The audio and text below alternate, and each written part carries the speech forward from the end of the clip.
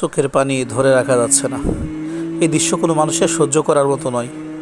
ইসরায়েলের জেলখানায় মুসলিম বন্দীদের উপর চলছে পৃথিবীর ইতিহাসের নিকৃষ্টতম বর্বরতা।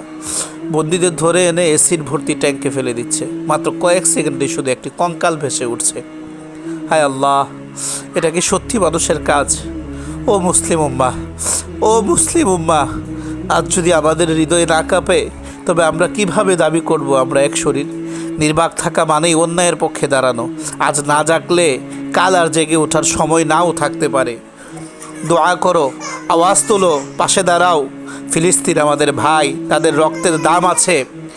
আমার সম্মানিত ভাইয়েরা, এই ভিডিওটি সর্বোচ্চ বেশি বেশি শেয়ার করে গোটা মুসলিম উম্মার কাছে তুলে ধরেন, যাতে করে এই ইসরায়েল কুত্তার বাচ্চাদের বিপক্ষে গোটা মুসলিম জাগরিত হয়ে যায় ইনশাআল্লাহ। সবাই শেয়ার করি, সর্বোচ্চ শেয়ার করবেন ইনশাআল্লাহ।